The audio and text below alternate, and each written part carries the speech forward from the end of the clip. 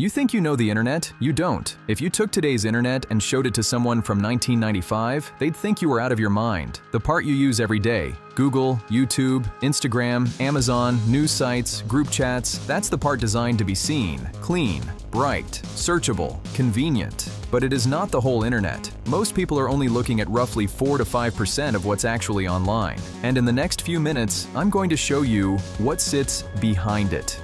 The private layer most people never think about. The hidden layer most people misunderstand. The software that made anonymity possible. And the reason the same network can protect a journalist, hide a whistleblower, help a dissident dodge censorship, and run a black market at the exact same time.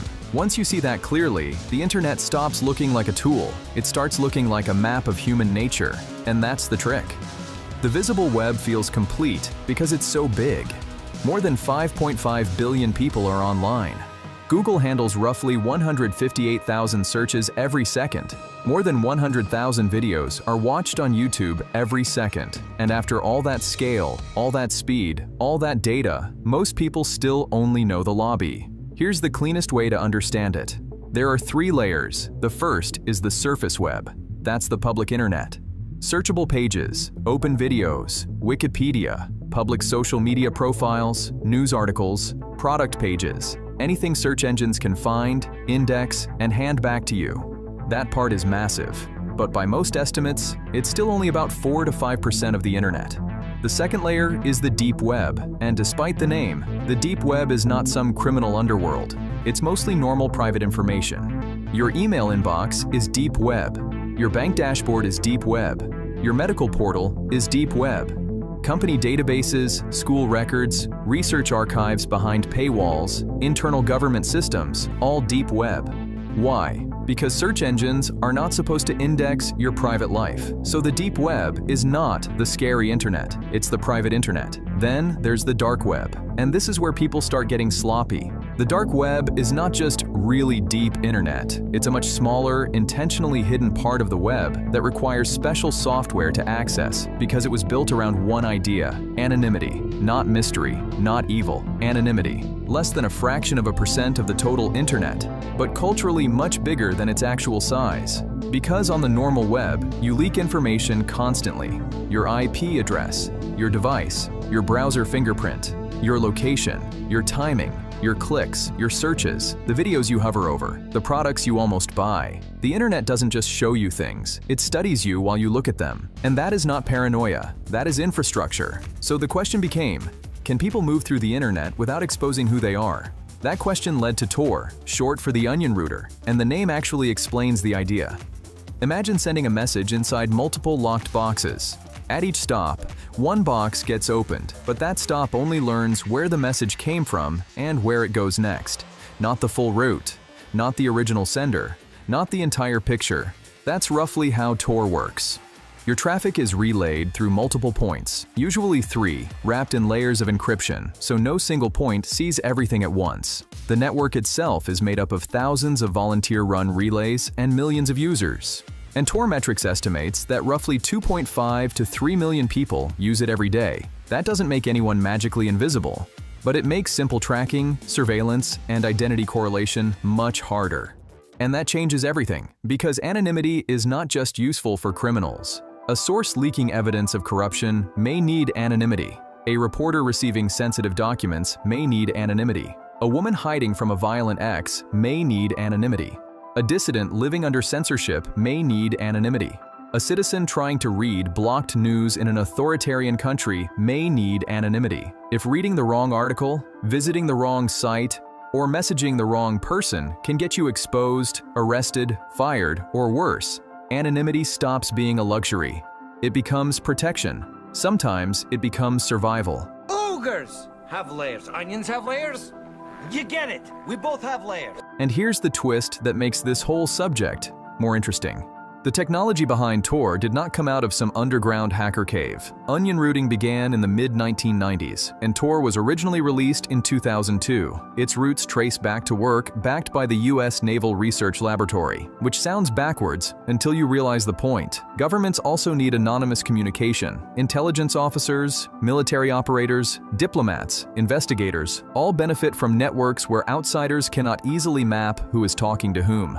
The same tool that protects a government source can protect a whistleblower from that government. That's the paradox. Now for the uncomfortable part. A system built to protect anonymity does not care who uses it. The same network that helps a journalist can help a fraud ring. The same privacy that protects a dissident can protect a drug vendor. The same hidden service that hosts a secure document drop can host a criminal marketplace. And that's why people can't stop staring at the dark web. It is not the evil internet. It is the internet with one major assumption removed: easy identity.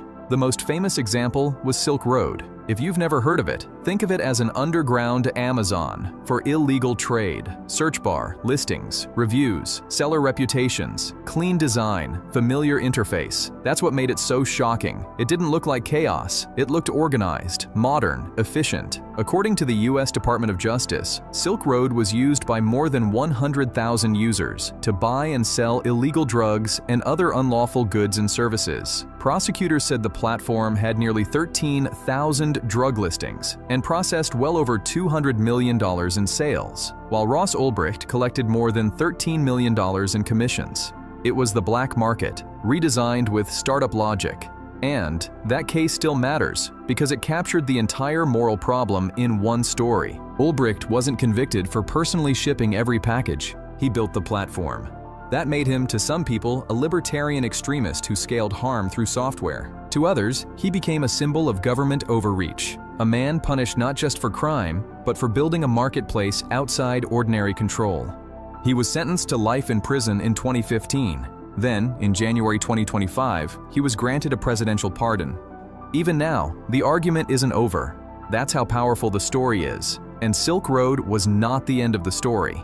In 2025, Operation Raptor led to hundreds of arrests across multiple continents and seized more than $200 million in cash and crypto, along with huge quantities of drugs, including fentanyl.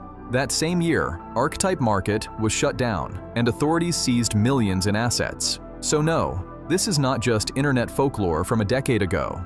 Black markets, scams, stolen data, malware, hacked accounts, and illicit services still move through hidden spaces right now. That side is real. But here's the part most people never hear. If you only talk about crime, you miss half the story. A 2020 study in PNAS estimated that on an average day, only about 6.7% of Tor users worldwide were likely using onion services associated with illicit activity. The overwhelming majority were mainly using Tor to reach the regular web more privately. That does not make the criminal side fake.